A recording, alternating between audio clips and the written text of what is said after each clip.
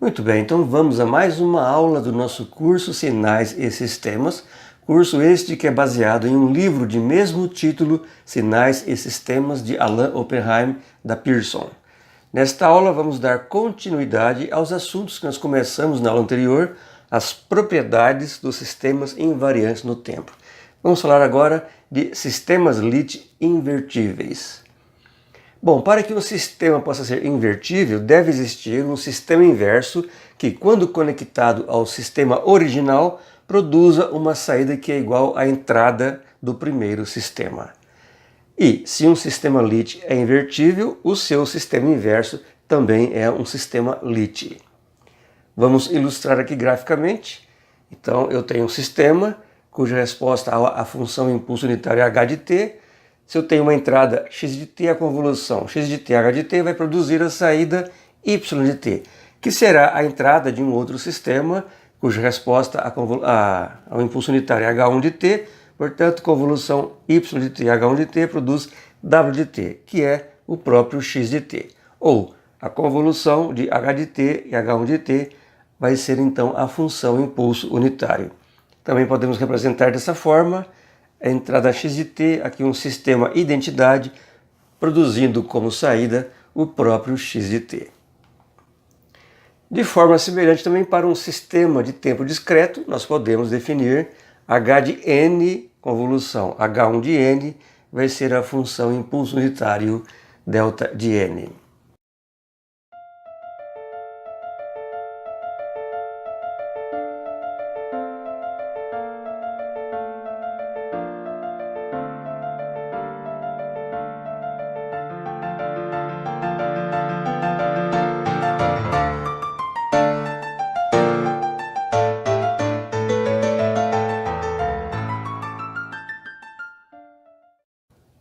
Vamos ao exemplo 2.11. Vamos considerar o seguinte sistema. Y de t é igual a x de t menos t0. Muito bem, este sistema ele é um atrasador se t0 for maior do que zero, ou um adiantador se t0 for menor do que zero. Então, este é um sistema que só será sem memória se t0 for igual a zero. É um sistema com memória. Se t0 for maior ou menor que zero, se for igual a zero, é um sistema sem memória.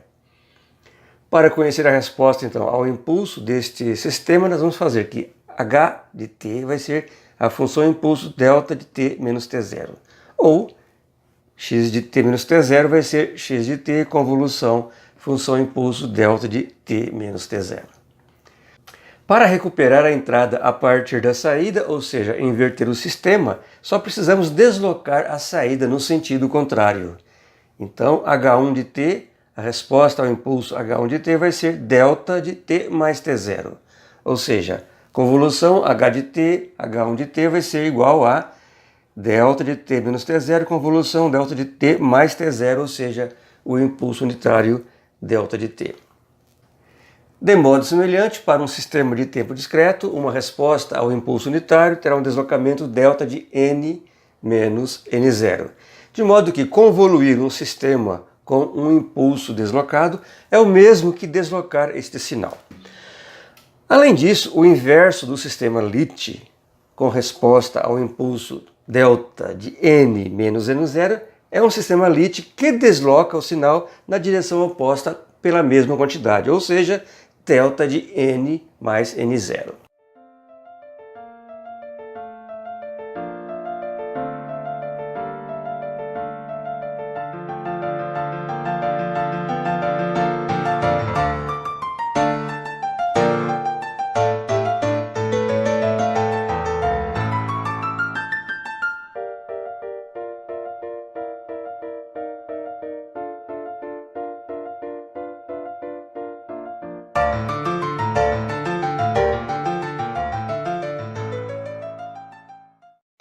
Para o exemplo 2.12, vamos considerar um sistema linear invariante no tempo com resposta ao impulso dada por h de n igual à função degrau u de n. Usando a soma de convolução, nós podemos calcular a resposta desse sistema aumentada entrada arbitrária. Vai ser y de n igual somatório de k de menos infinito a mais infinito de x de k função degrau de n menos k. Muito bem, o de n menos k vai ser igual a zero para todo valor n menos k menor do que zero, para e não pata. E vai valer 1 para n menos k maior ou igual a zero.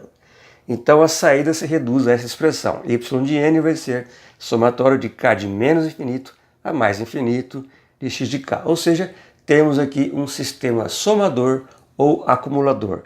Ele vai fazer uma soma acumulativa de todas as entradas até aquele valor de n. Este sistema é invertível e o seu inverso é y de n igual a x de n menos x de n menos 1. Ou seja, uma equação de diferença de primeira ordem. Então, se nós escolhermos a entrada x de n como sendo a função impulso unitário delta de n, nós vamos descobrir que a resposta ao impulso do sistema é h1 de n igual a delta de n menos delta de n menos 1. Podemos verificar que h de n igual a função degrau unitário e a função h1 de n, que é delta de n menos delta de n menos 1, são o inverso um do outro, fazendo um cálculo direto, calculando a convolução h de n, convolução h1 de n, que vai ser o de n, convolução, com tudo isso aqui, delta de n menos delta de n menos 1, ou a convolução h1 de n vai ser o de n convolução delta de n menos o de n convolução delta de n menos 1, ou o de n menos o de n menos 1. Isso aqui é a função impulso unitário, portanto, a convolução h de n, h1 de n vai ser a função impulso unitário delta de n.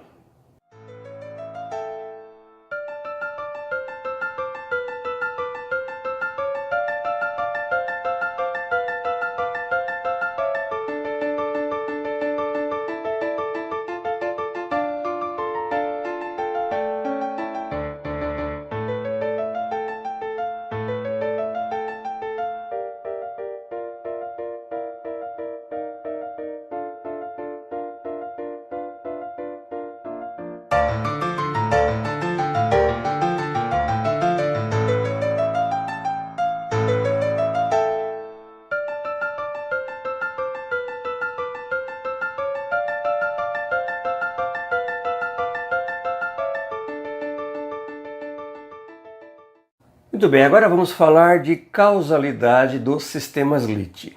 Como nós já sabemos, a saída de um sistema causal depende apenas dos valores presentes e passados da entrada do sistema.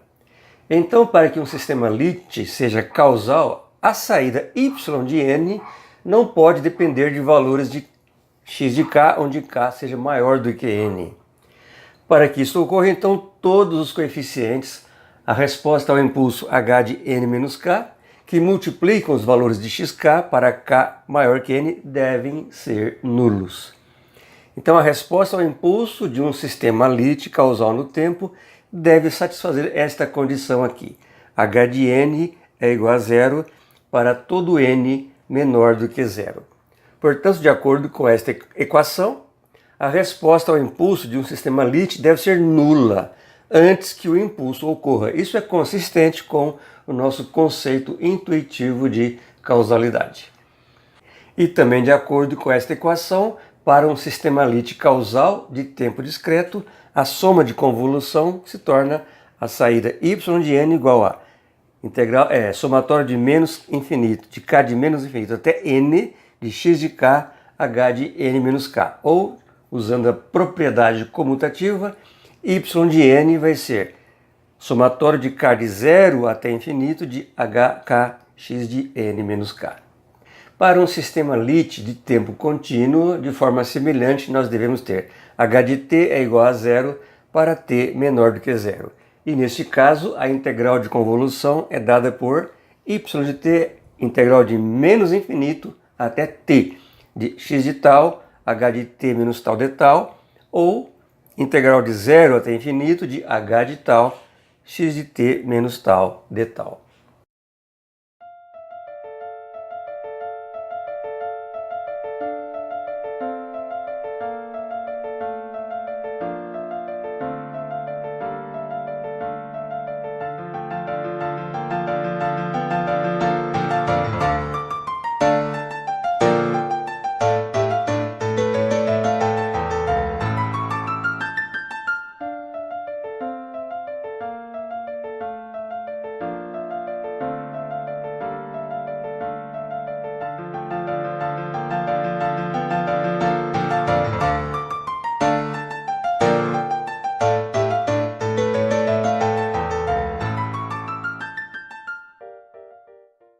Muito bem, agora vamos falar sobre a estabilidade para os sistemas LIT.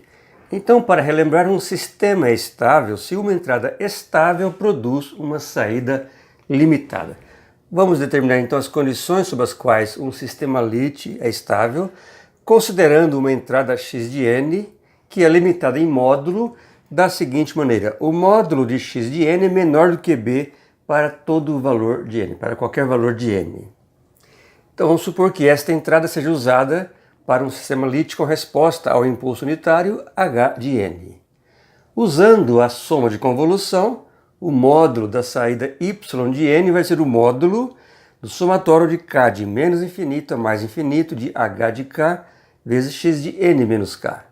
Lembrando que o módulo da soma nunca é maior do que a soma dos módulos, então nós podemos escrever que o módulo de y de n é menor ou igual à somatória de k de menos infinito a mais infinito do módulo de h de k vezes o módulo de x de n menos k.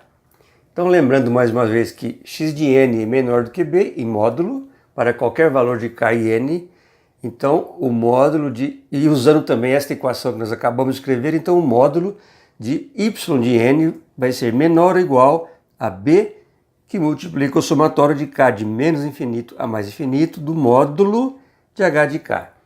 Se a resposta ao impulso unitário for totalmente estável, ou seja, esta somatória de k de menos infinito a mais infinito do módulo de h de k for menor do que infinito, então podemos dizer que a saída y de n é limitado em módulo e por isso este sistema é estável.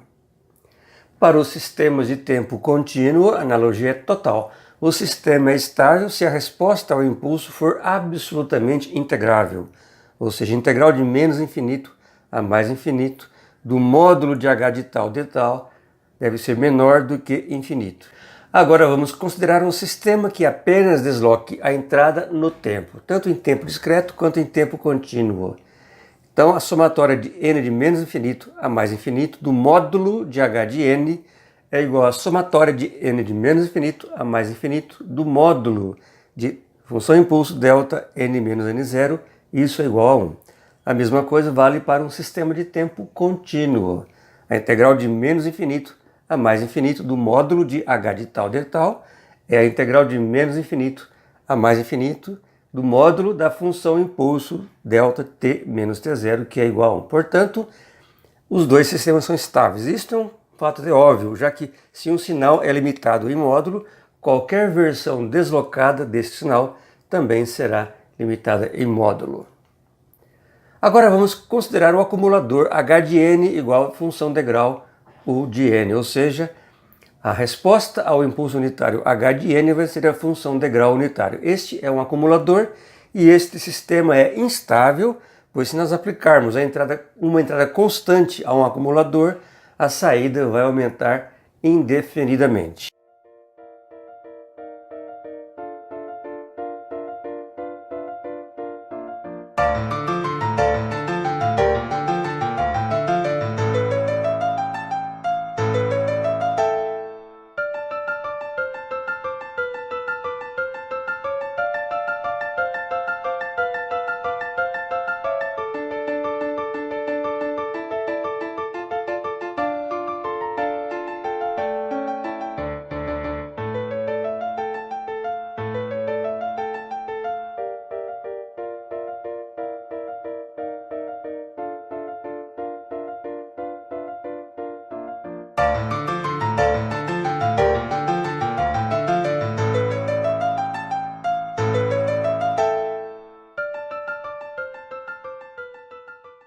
Muito bem, para concluir esta aula, vamos falar sobre a resposta ao degrau unitário de um sistema LIT.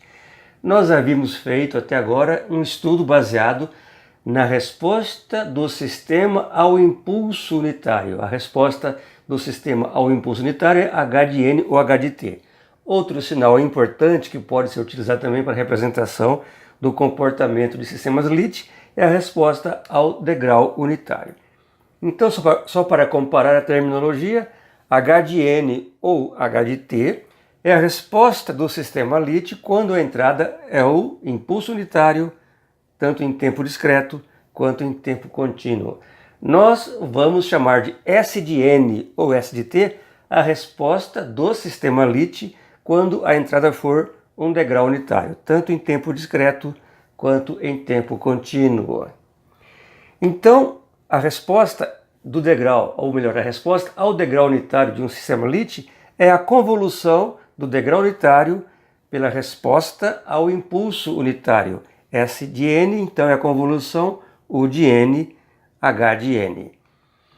E, lembrando, né, da propriedade comutativa da convolução, S de n também é a convolução H de n, U de n. Portanto, nós podemos ver S de n como sendo a resposta à entrada H de n de um sistema LIT ao degrau unitário. Portanto, S de n vai ser somatório de k de menos infinito até igual a n de h de k, da função impulso unitário. Então, tomando como base essa equação que nós acabamos de mostrar e lembrando do desenvolvimento dos resultados do exemplo 2.12, que também está nessa aula, nós podemos recuperar o sinal h de n a partir de S de n desta forma. H de n é a primeira diferença entre S de n e menos S de n menos 1. De uma maneira similar, nós podemos definir para sistemas de tempo contínuo a resposta ao degrau unitário de um sistema LIT que apresenta como resposta ao impulso unitário h de t. Ela vai ser então S de t, vai ser U de t convolução com h de t. Ela é a resposta de um integrador à entrada h de t. Portanto, S de t é integral de menos infinito a t de h de tal de tal. A partir dessa equação, então, para um sistema de tempo contínuo, a resposta ao impulso unitário é a primeira derivada da resposta ao degrau unitário, ou h de t é a derivada de S de t em relação ao tempo, ou S' de t.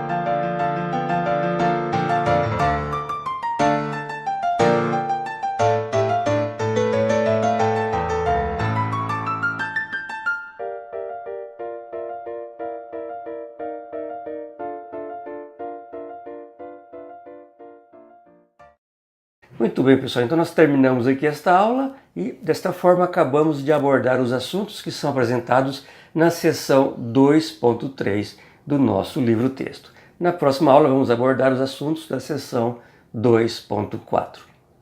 Muito obrigado pela sua atenção e até lá.